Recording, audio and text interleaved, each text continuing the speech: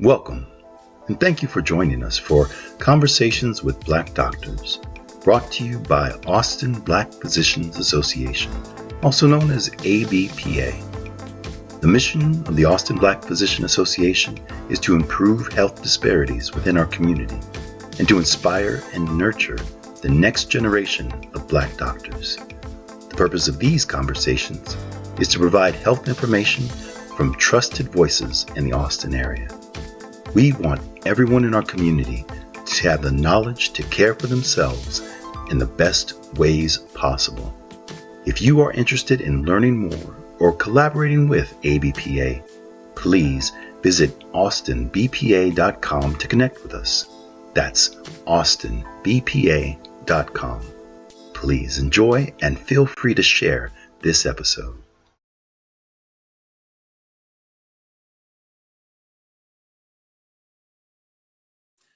Thank you for joining us for Austin Black Physician Association Conversations with a Black Doctor. I'm Dr. Jeff Hutchinson. I'm an adolescent medicine physician and a board member of the ABPA. With me is Dr. Gunn and Dr. Robinson, two other physicians of the Austin Black Physician Association. Dr. Gunn, would you please introduce yourself? Hi, I'm Dr. Nadej Gunn. I'm a gastroenterologist and hepatologist here in Austin. And my focus is on liver disease and clinical trials for patients with fatty liver disease and cirrhosis. Excellent. And Dr. Robinson? Hi, I'm Dr. Dennis Robinson. I'm a podiatrist here in Austin, but I work for the public health service and the prison system and the jails and hospitals and offices for about 30 years. Now I'm working half in home care and half in the office. So it's a lot of foot problems over the years. Perfect.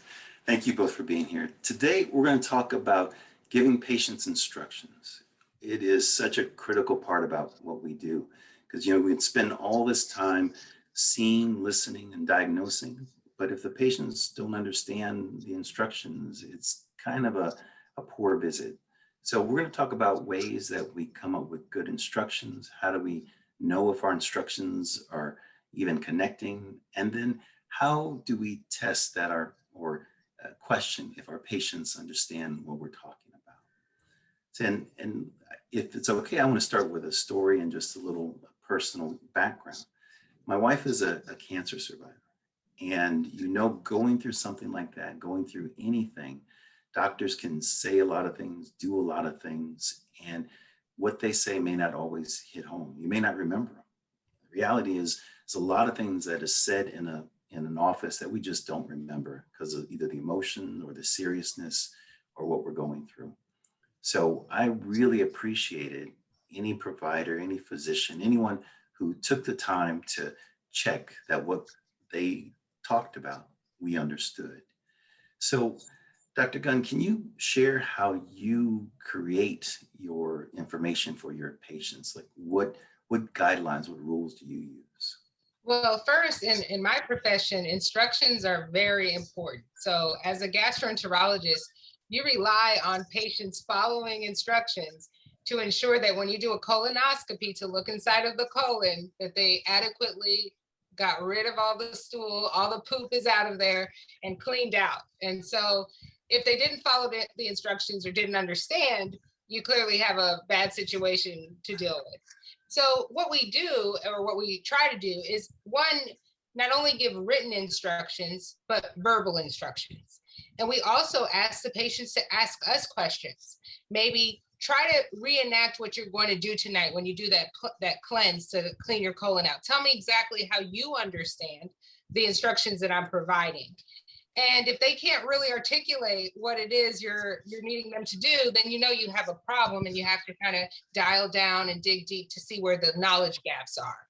So that's one. And then the other thing is to really be open to frequent follow-up. So we, as clinicians, we tend to tell people instructions in that 10, 20-minute segment of time you have in the office.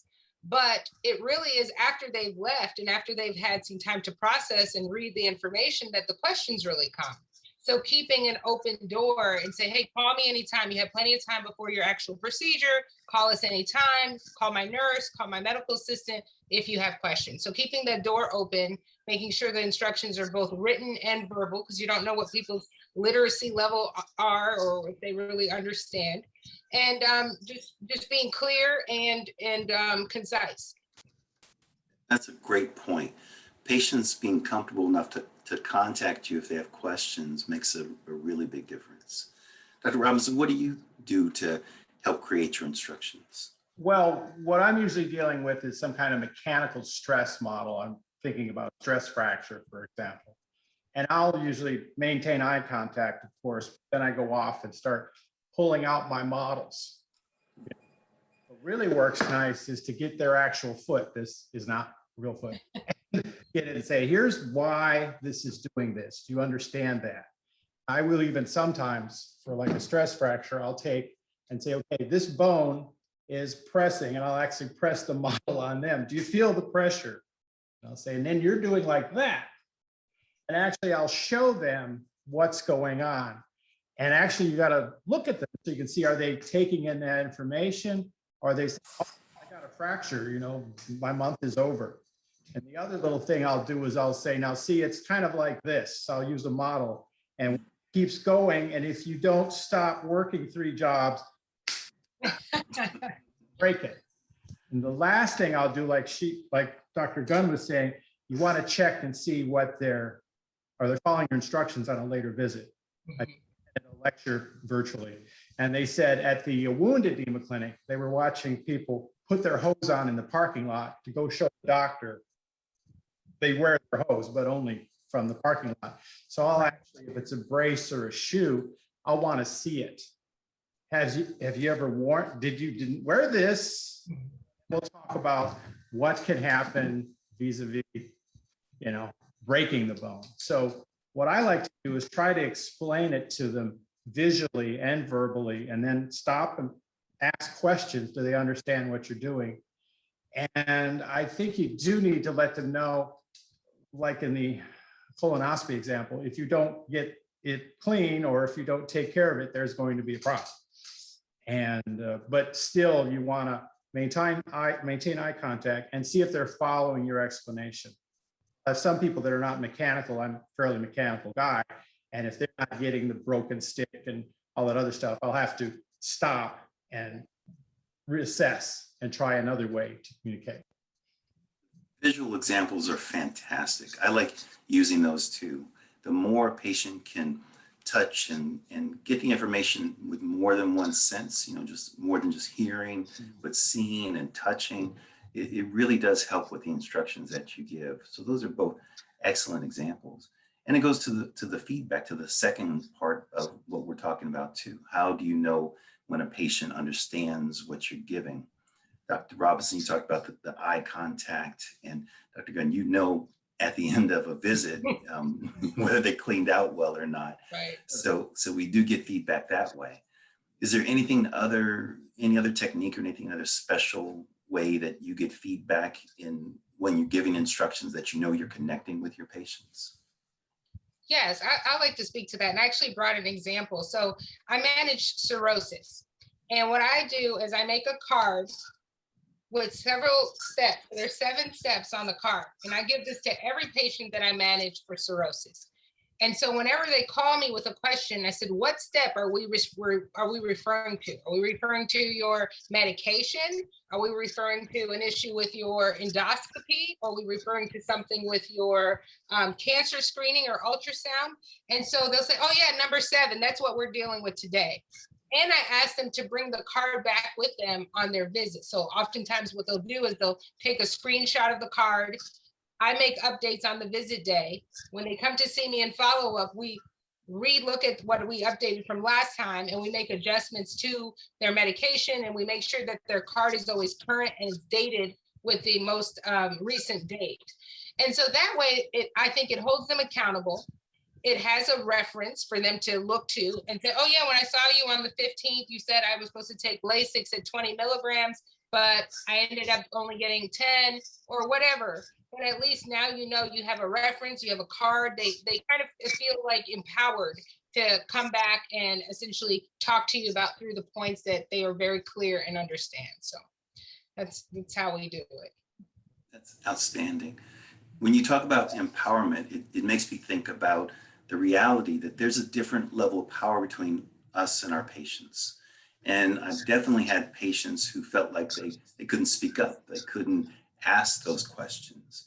So maybe for you, Dr. Robinson, what do you do if you think that a patient is holding back? Like they may have questions, but they're not gonna ask you because they're afraid they may either look foolish or you may judge them or whatever reason they're not asking you the questions that you think they have. Well, I'll ask them if there's any obstacles to what I'm talking about. And a lot of times, again, I'm talking about overuse injuries a lot. They'll say, well, I've got to make the team or I've got to keep running. And I'll have to explain to them, you have to think about you're going to have to do a little less of this if you want to do that higher level later. Sometimes they'll be, again, working 2 jobs or wearing some crazy shoe. And I'll say, well, now we need to do this so you can be able to do what you want later. With women a lot, they're saying, I've got to wear something cute. But I'll say, okay, what you need to do is wear that for the function, but wear this other awful looking thing that I have right here, wear this awful looking thing when you're at home and it'll balance out. But if you're walking around in the wrong shoe or doing the wrong thing all the time for your foot problem, it's going to continually getting worse. So I talk about a little bit of moderation, but that's usually on the follow-up visit where I'm trying to find out, okay, now this isn't healing like it should. And what is going on? There was a story way back ago, 1985 or something, when I was practicing, and I had a lady, we did a surgery and it should have healed fine, but it wasn't. And I didn't know why, because she didn't work. She had a 1-year-old and a 3-year-old. She's a housewife. What's she doing? Well, I didn't have any kids. I didn't know that's a lot of work. It was up and around all the time. And it wasn't until I started talking to her that, oh, kids, they're a lot of work. And I didn't know that. I was like 30, so I did not know about that. So trying to talk to them about what's the problem here if you're on the later visit. Now, sometimes if you're, like you say, you're talking to them, maintain eye contact, and they start to look away or drift off, then you need to reassess and find out, are they not taking in the information, or they know right away they're never going to do what you're saying, or they can't do what you're saying.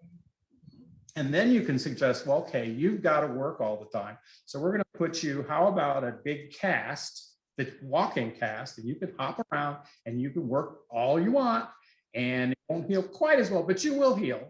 And that's a compromise we'll make. I'll say, I'll put you in a cast, you can take it to work, work it, wear it out, and we'll get you healed. So sometimes you have to find out the situation there is and go where they're at. Your example is perfect.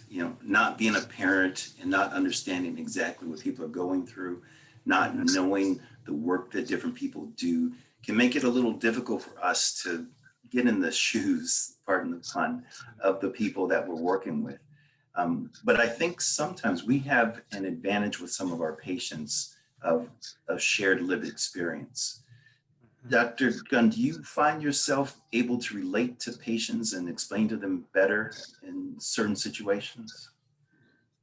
Yes, I think just from a personality perspective, I'm very down to earth. And I think that really eases many of my patients when I enter the room and I sit down, I'm at their level and I speak to them without the medical terminology. And I say, listen, this is what is happening. All this water is filling up in your belly and we're going to stick a needle in and we're going to pull it out. And so they're like, okay, I get that. I really understand. It's not, well, you have ascites and we're going to have a paracentesis this afternoon. That is too much for some people. And the one thing that I noticed that really, really resonates with our patients is allowing them to bring a family member or a friend into the room with them. Because a lot of the times what we're communicating to them is a lot. It's a lot for them. They're already trying to understand that they have a condition that needs a treatment, and it just gets very complicated. And then you bring somebody who's not necessarily dealing with the issue, but is there to support. They actually take in the instructions a little bit better than the patient themselves. So I like to have an advocate in the room, if you will, who can understand the instructions, express them back to me, ask their loved one, do you get it, mom? Do you get it, dad? Or what have you, and then they break it down even that much better than I can ever do it because they relate to them on another level. So one, being very down to earth, using words that they understand, not really trying to be sophisticated about things. And then, of course, having somebody that's their ally, a friend or a family member who could also dice down the information for them. I think those are all good tools to help the information you're relaying to be understood and carried out appropriately and correctly. That's a fantastic example. And one, I have a little twist on that. I take care of teenagers. So a lot of times I will ask the teenager to explain to their parent what we just talked about. And that lets me check, do they even understand what we're talking about? Do they know the next step? And gives me a chance to let them teach, to show their understanding. And if they don't, give me a chance to correct any mistakes that may have been made. So I love the idea of an advocate. And I think it's really important. I started with the example of my wife going through cancer. And there were things that she didn't hear. There were things that I didn't hear. Having more than one person available and listening to what's happening makes a really big difference. So thank you both for that. Do either of you have any other tips that you use to help check that patients understand the instructions or that your message came across? I will sometimes ask them what their parents or grandparents, because I'm dealing with feet, okay, I'm not dealing with feet, and ask them if their parents had any foot problems. And they'll say, well, yeah, my grandma's got, her bunion is doing something. And that a lot of times help me to say, yeah, that's what we were talking about when this starts to happen and this moves over here. And so that's why it's important that we change what you're doing a little bit most of the time. And then you can do those other things you want to do with the shoes and the heels and all that. And so I will ask them about their family members, because a lot of things mechanically run in families. And so that helps them understand, oh, that's what he's talking about. That's what I want to avoid. So this might be a good idea. And that's helpful. That's excellent. All of those are wonderful tips. As we start to wrap it up, one of the things that the Austin Black Physician Association really prides ourselves in is helping to take care of the community and inspiring other future physicians. So what advice would you give to a future physician as far as giving patient instructions? What will be your take-home message that if you were teaching somebody, you really would want them to know? Let's start with you, Dr. Gunn. I would always say, I guess I would say, try to understand it so well that you can explain it in a way that anyone can understand. If you can if you can make something that very complicated, very physiologically complex, and break it down to a point where your 7-year-old child can understand it, then you've won, I think, because it's really easy to come away from medical school and all this high level training and just start regurgitating the terminology and the facts in such a way that, yes, you sound very smart and you sound very intelligent, but you're not reaching and connecting with people. And so I guess my biggest piece of advice would be, yes, you can be very smart, you can write a bunch of journals and manuscripts and all, but do try to be able to articulate what you know in a way that can be understood across all levels of academics, all age levels, because that's going to make you really connect with people. Reminds me of Einstein's quote. He says, if you can't explain it simply, you don't understand it. Oh, so that's a beautiful quote. And Dr. Robinson, how about you? What would you tell someone who wanted to do what you're doing? It's hard to follow Dr. Gunn. She does a good job, but I think I go back to that two things. They need to know how much you care, not how much you know. Right. They need to know how much you care. And then one problem I will have, and one thing I can tell people to do, is try to keep it simple. Don't unload buckets full of information on somebody if you don't have to, because they're only going to remember part of what you say. So I like to keep it the important part. So when I'm giving my instructions, I don't get into too many other areas. I try to stick right to the topic, because they're only going to remember part of what I said. So let's make it the important part. And then, of course, check afterwards. But if they know how much you care, then they'll really listen to you.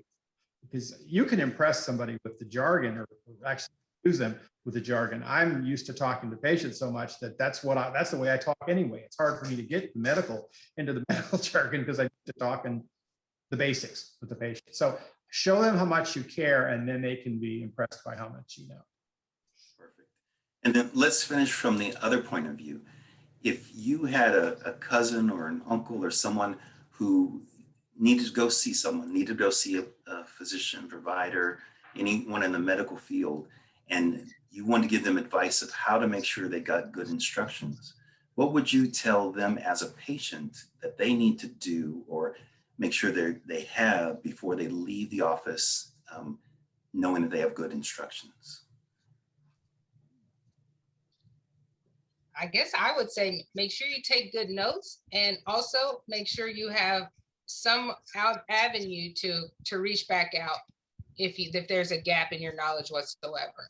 Because I think that's the big piece, is that some people leave the office with a ton of information, and as Dr. Robinson alluded to, they may only absorb a chunk of that, and then they don't see you for 3 months, and now that whole interaction just went out the door because they hadn't done anything right for 3 months.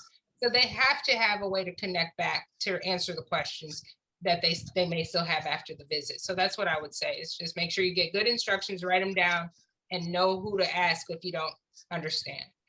That's a great piece of advice, and that's gold. So I'm going to repeat that for anybody listening. Right. Make sure that when you leave, you have a way to get back in touch with the person who gave you the instructions so that you can clarify.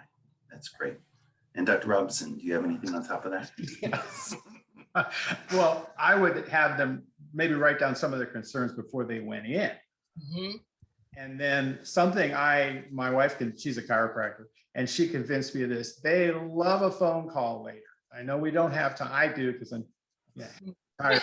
But they're like, I've got nothing else to do. They'll call, how are you doing? Oh, they're so excited to get a call. And it doesn't take very long. And they really appreciate that call. So if you can check or have someone check on them to see how they're doing, they really like to know they're cared, because most of they cared for, because most times they don't get attention. And then to call the doctor, you're on hold, or you've got to press 1 or press 2, and I'll leave a message. We'll call. I had the doctor. We'll call you tomorrow. Like, they want to know you care, and the follow-up call can help answer some of their questions too. But I'll have them come in if I'm talking to them on the phone and I've never seen them before.